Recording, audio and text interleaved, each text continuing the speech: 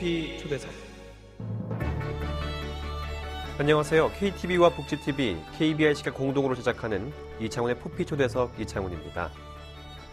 아침 저녁으로 불어오는 신선한 바람과 깊이 깊은 밤에 들려오는 풀벌레 소리에 계절의 변화를 감지하게 되는 요즘인데요. 또 요즘 가을을 재촉하는 비가 내려서인지 문득 이런 시가 또 떠오릅니다. 어제 우리가 함께 사랑하던 자리에 오늘 가을비가 내립니다. 우리가 서로 사랑하는 동안 함께 서서 바라보던 숲에 잎들이 지고 있습니다. 어제 우리 사랑하고 오늘 낙엽지는 자리에 남아 그리워하다 내일 이 자리를 뜨고 나면 바람만이 불겠죠.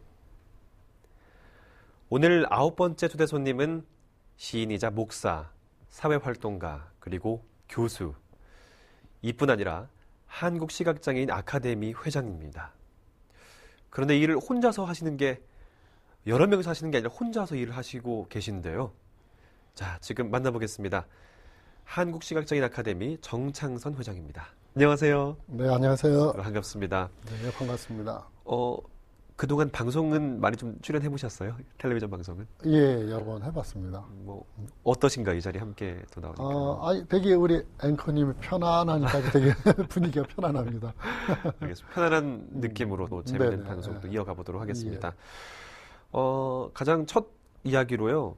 지금 제 옆에 계신 분이 누구신지 직접 소개를 해주시죠. 예. 저는 그 한국시각장애인 아카데미 현재 회장으로 있고요.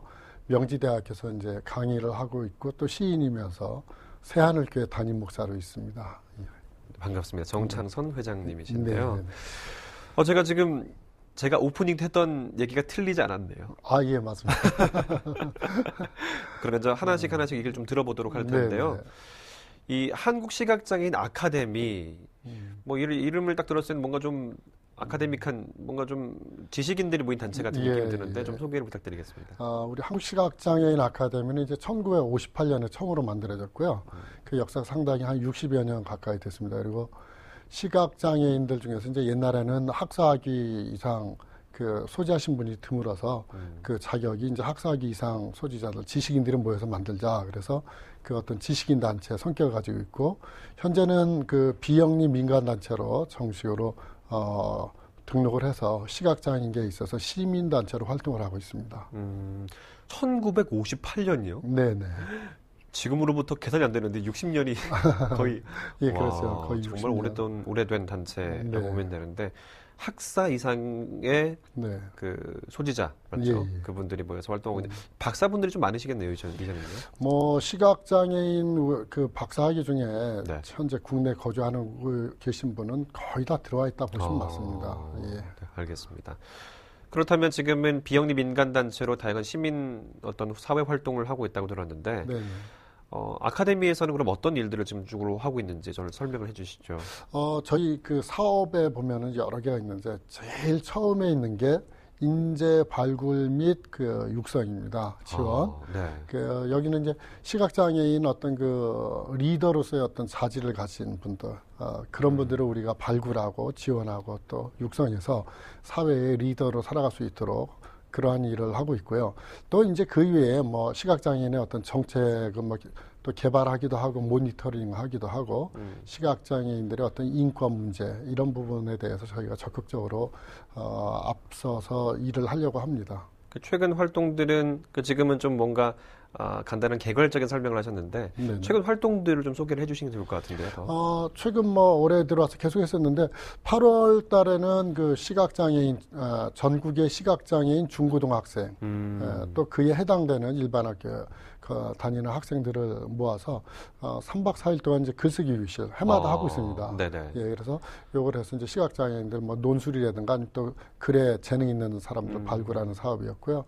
또 지금 하고 있는 또 몇 가지 시각장애인들의 어떤 전체 문화 형성, 놀이 문화 형성 차원에서 큐브 교실을 하고 있고요. 큐브 교실이요? 네. 그다음에 얼마 전에는 그 한강에서 시각장애인 물놀이 문화를 좀 개발해주자, 보급해주자. 레저 문화를 확산. 그렇죠. 예. 그래서 이제 작년에 이어서 올해도 한강에서 여러 종목의 그 행사를 했고, 9월 이달부터는 저희가 하고 있는 게 그 시각장애인 타이틀이 아마 그 아카데미 한국 시각장애인 아카데미 토크 콘서트라 그래가지고 토크 콘서트. 네네. 그래서 시각장애인들의 그 현안들 주요 현안들을 가지고 매달 모여서 발표하고 토론하고 그러한 프로그램들을 현재 하고 있습니다. 9월 말쯤에 그럼 시작되는데 좀 많은 일들을 하고 계신데 제가 기억에 남는 것은 시각장애인들의 어떤 그 사례들을 모아서 발표하는 장애극복 수기 발표 대회가 되게 인상적이었거든요. 지난했었던 행사가. 예. 그때 작년에 있었는데 상당히 인상적이었습니다. 그 행사가 좀 계속해서 좀 이어졌으면 하는 바람도 있습니다만. 그게 이제 많이 후원이 좀 필요한데 후원해 주시던 단체에서 올해는 좀 약까지 일단 보류 상태라서. 알겠습니다. 네. 그럼 정창선 회장님은 아카데미에서 어떤 일들을 주로 맡고 계세요? 아무래도 회장이다 보니까 뭐 전체 일을 총괄하고 있고, 근데 그 회원들 중에 뭐 문학 박사가 없습니다. 그러니까 그러다 보니까 제가 아무래도 그 글쓰기라든가 그런 교실을 직접 제가 하고 있습니다. 지금 살짝 언급하셨는데 시각장애인 최초 문학 박사 학위를 받았다는 얘기를 하셨잖아요. 그래서 좀 이와 관련된 개인적인 얘기를 좀 들어보는 시간을 좀 갖겠습니다. 문학 쪽에 이제 소위 이제 발을 담궜다 이런 얘기 많이 하잖아요. 어떻게 문학 쪽에 관계를 맺게 되셨어요? 제가 초등학교 4학년 때부터 글을 썼습니다. 그래요? 그래서 글을 썼는데 혼자 썼는데 어느 날 쓴 거를 교실 그 책상 서랍에 놔뒀는데 옆에 짝꿍 여자친구가 그걸 가지고 이제 집단에는 저를 놀린다고 막 읽어댄 거예요. 쉬는 시간에. 담임 선생님이 그걸 듣고 막 너무 놀라신 거예요. 이걸 누가 썼냐 그래. 제가 썼다고. 그랬더니만 너는 아직 글쓸 아직 가능성이 작가로서 풍부하다. 감성이. 그래서 이제 그때부터 글을 쓰기 시작을 했습니다. 그래서 쭉 하다가 사실 졸업하고 바로 제가 문예창작학과에 가야겠다 생각을 했었는데 가정 형편이 힘들어서 가질 못하고 잠깐 쉬었죠. 그런 이 시를 많이 접하게 된 어떤 또 그 문학 작품에 대해 접하게 된 어떤 계기가 있으신가요? 아니면 그냥 써보신 거예요? 일단은 제가 뭐 계속 학교 때 썼습니다. 쓰다가 사실은 지금 목사하고 있는데 목회에 대한 꿈을 중학교 1학년 때 이제 집회 참여해 왔다가 상당히 받게 됐고, 그래서 이제 신학을 먼저 하면서 약간 좀 접긴 했었는데 신학 목회를 하면서도 계속 글을 여기저기 내면 당선이 되는 거예요. 그래서 이건 아무래도 하나님께서 그래서 작가로서 가려나 보다.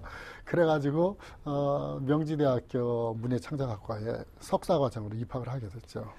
그런 거 없으셨어요? 뭐 내가 장애이기 때문에 또는 문학 박사 또 문학을 공부하는 데서 더 좋은 점 또는 혹은 안 좋은 점 뭐 여러 가지 것들이 있을 텐데 뭐 이거 따로 장애라는 부분이 벽이 되거나 또는 좋은 점이 되고 이런 것들은 느끼지 않으셨습니까? 우리 문예창작학과 작가 지망생들이 하는 일이 뭐냐면 여행 다니거나 아니면은 평소 때 수업 끝나고 나서 만화, 헌책방 가가지고 소재 찾느라고 난리예요. 근데 사실은 우리 앵커님도 아시다시피 장애인이라는 것은 순간순간이 다 우리가 예상하지 못했던 일들이잖아요. 길을 가고, 사람을 만나고, 안 보이기 때문에 이제 그러한 현상을 수시로 부딪히는데, 글을 쓰는 데 있어서는 장애를 가졌다는 게 어떻게 보면 참 행복한 축복이다. 선물? 선물이다. 저는 그렇게 생각을 해요. 왜냐하면 소재가 무궁무진하니까. 그렇죠. 늘 만나는 것들이 항상 그 예상할 수 없는 예상 밖의 것들을 많이 만나기 때문에 알겠어요. 선물이다라는 또 다른 어떤 것들 던져주셨네요. 그래서 지금 제가 알기로는 시집을 발표하셨다고 들었어요. 좀 소개해 주시죠. 동시집을 먼저 냈습니다. 2011년에. 어떤 시집인지 좀 소개를 해주시죠. 시집이 아빠의 선물이다라는 건 동시집인데 제가 이제 우리 아이들 어려서부터 자랄 때 제가 한 일 중에 하나가 아이들하고 함께 책 읽고 같이 토론하고 그리고 아이들에게 제가 이렇게 맨날 놀면서 그 느꼈던 거를 동시로 썼었어요. 그래서 그걸 주로 그 시들이 많이 이제 포함되다 보니까 우리 아이들에게 주는 어떤 선물이다. 그래서 아빠의 선물 그렇게 동시집을 정했습니다. 지금 가져오셨나요? 예, 가져왔습니다.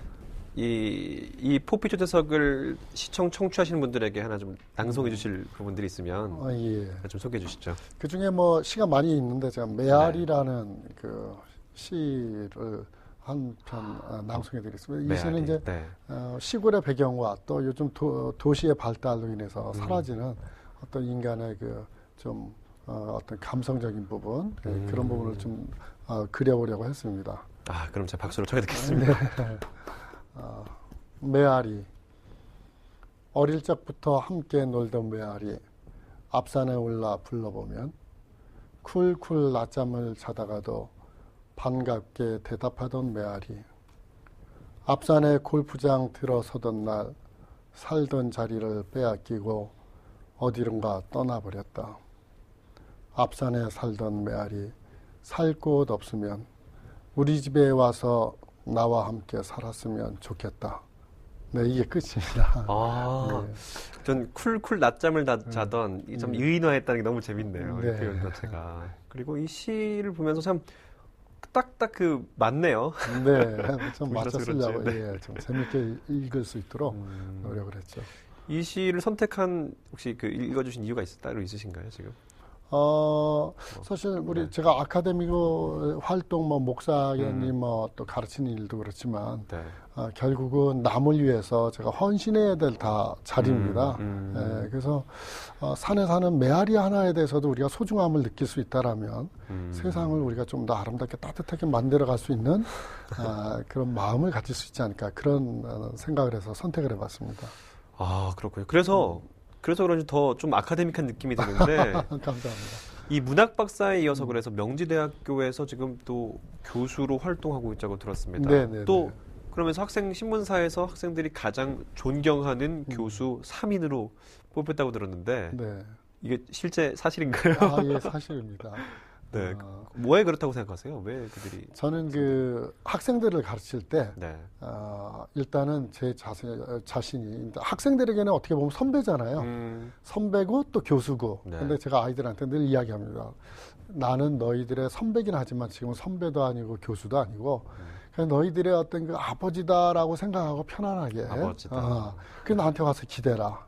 예, 그런 이야기를 많이 합니다. 그래서, 학교에서 실제로 수업 시간도 또 재미있고 열성적으로 하지만, 재미있게 하기도 하고 하지만, 그거 끝나고 나서 상담일이 상당히 많아요. 이성 상담, 직업 상담. 네, 그러다 보니까 아이들하고 되게 친밀하게 지내면서 또 아이들이 제 수업을 또 서로도 이제 원하고, 네, 그러한 부분들이 서로 이제 통했던 것 같습니다. 저도 연애 상담 좀 해야겠습니다. 저보다 더 잘하실 것 같은데요. 알겠습니다. 지금까지 또 그 학생들을 가르쳐 오면서 참 보람된 순간이 있었을 것 같아요. 네. 언젠가요? 예. 한 학생이 작년 1학기, 이제 학기마다 많이 있는데, 네. 예. 특히 기억나는 게 작년 한 학생이 너무 가정이 힘들어가지고 어머니하고 사는데, 낮에는 학교 와서 수업 듣고 밤에는 한잠도 못 자고 일을 하는 거예요. 네. 알바를. 그래서 학교를 한번 휴학을 했었는데 또 휴학을 하겠다. 그래서 제가 이야기를 했어요. 계속 그러다 보면 1학년만 다니다 말래. 그래서 공부는 한때다.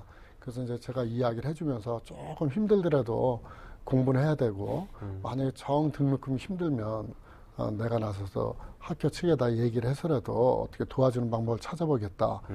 그래서 지금까지 공부를 잘하고 있어요. 그래서 그때 그 보람이 많이 남고, 그 외에도 여러 적인이 있습니다. 그래서 하나인 경우는 청소년 지도학과 네.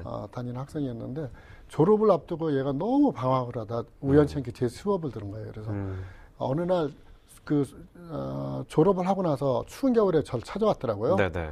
찾아와서 하는 얘기가 자기는 그때 수업을 들은 게 아니라 자기는 인생 상담을 참 배웠다. 인생을 배웠다. 제 학창 시절에서 교수님이 없었다면 저는 지금 아마 학생으로서 나고자가 되어 있었을 거다. 그런 얘기를 해서 상당히 참 흐뭇했습니다. 아까 말씀하셨던 것처럼 어떤 아버지의 모습을 네. 좀 바라셨는데 그게 좀 어찌 보면 좀 이루어졌다라고 보면 되는 부분이 될 수 있겠는데요. 네. 사실 이 어려움과 아픔을 겪는 학생들에 대해서 또 희망을 준 회장님의 온정을 느낄 때마다 학생들이 참 많이 평생 잊지 못한 것 같다 이런 생각이 들기도 합니다. 사실 그런데 회장님도 나름대로 좀 어려운 시절을 보내지 않았을까 생각이 드는데요. 시각장애인 정창선에 대한 이야기를 좀 나눠보도록 하죠. 네. 언제 실명하셨어요? 저 5살 때 실명을 했습니다. 그 이유가 좀 궁금해요. 영양실조 이제 주 원인이었던 것 같고요. 네. 하도 가난해가지고 그 약간 이제 사고도 좀 있었고 그래서 그때 실명을 하게 됐습니다. 그럼 실명을 해서 바로 이제 시각장애인 학교로 가신 거예요? 아니요, 바로 못 가고 원래 네. 7살에 저를 이제 맹학교 아는 분이 넣으려고 했는데 네. 집에서 부모님이랑 할아버지 할머니가 너무 어리다 해가지고 학교 좀 늦게 갔습니다. 그 사실 그런 것 같아요. 뭐 어렸을 때 그 당시에도 마찬가지겠지만 시각장애인 됐을 때 부모님들이 주저주저 하는 부분도 분명히 있을 그렇죠. 것 같은데 예.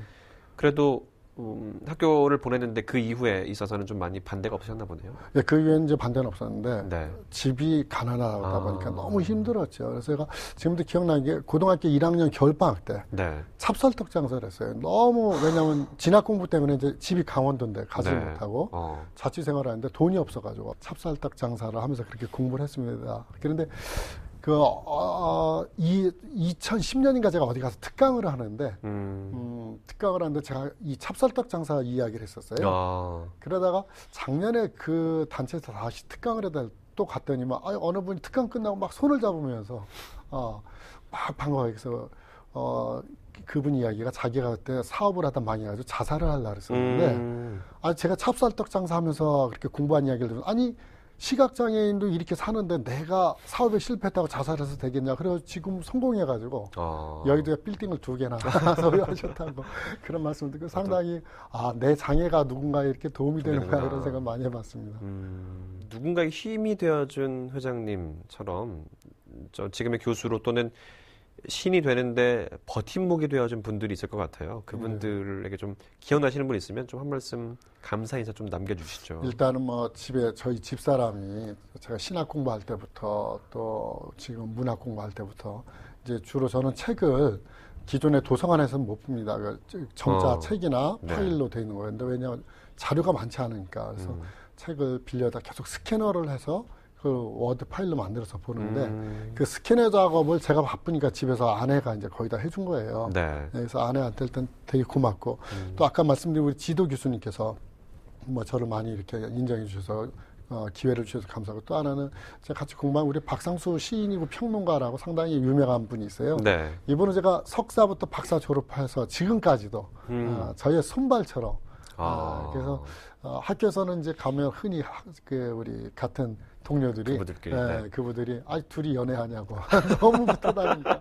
근데 사실 그 친구도 바쁜데도 가면 그러니까 봉사자라는 마음보다는 그냥 같이 동료, 동료, 친구, 그런 개념으로 참 지금도 고맙죠. 그래서 정창성 회장님이 제가 또 시인, 또 목사, 교수 이외에도 다양한 영역의 사회 활동을 또 하고 있다고 들었습니다. 이 얘기를 좀 해주시죠.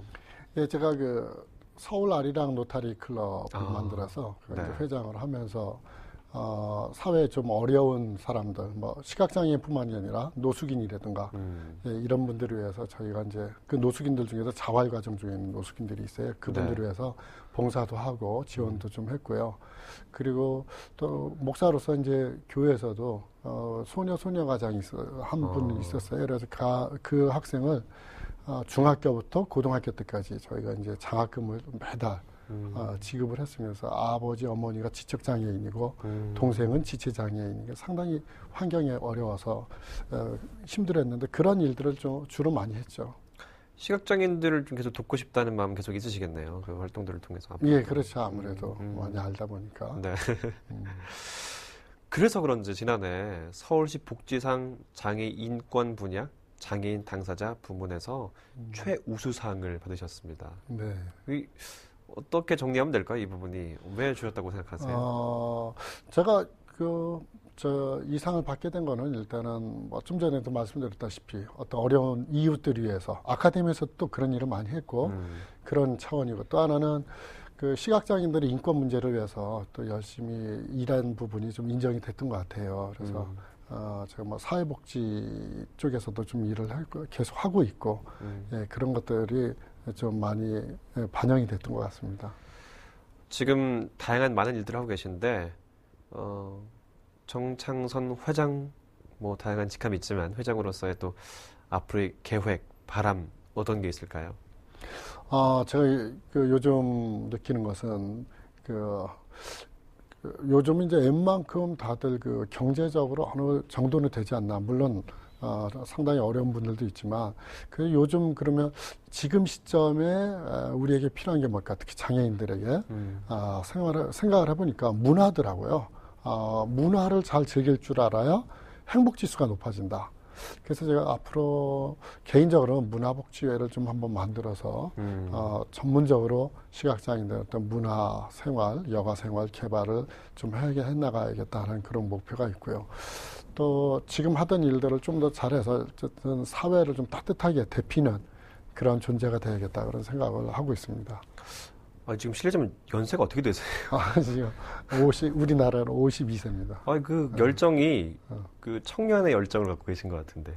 이게 대학교에서 아이들 가르치다 보니까 네. 마음은 한 20년 젊어지는 것 같아요. 지금 그런 영향을 받는 것 같아요. 그래서 더 많은 걸 또 하고 싶고 할 수 있는 또 힘이 또 되는 거 아닌가 싶은데요. 마지막 질문 좀 드리고 싶어요. 시인, 문학박사, 목사, 또 한국시각장애인 아카데미 협회 회장, 좀 다양한 명칭들, 직함들이 있는데 어떻게 기억되고 싶으세요? 많은 사람들에게.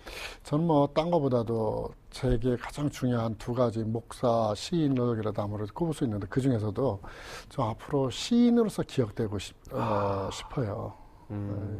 그런데 이제 제가 기억되는 시인은 보통 시인들 하면 노벨 문학상을 꿈꾼다든가 어떤 베스트셀러 작가 그런 거보다는 좀 한 시대 훗날 그 시대의 또 후세를 대필 수 있는 그런 마음을 가지고 또 그런 글을 쓴 시인이다.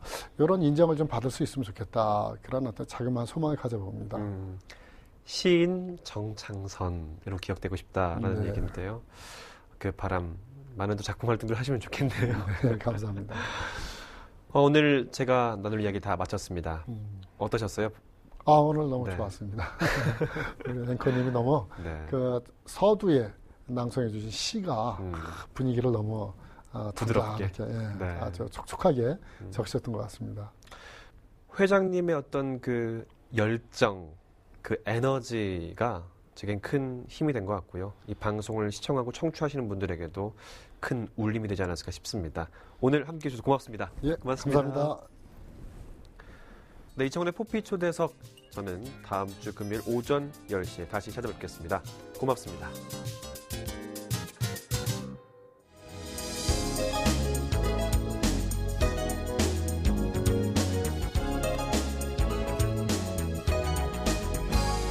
이창훈의 포피 초대석.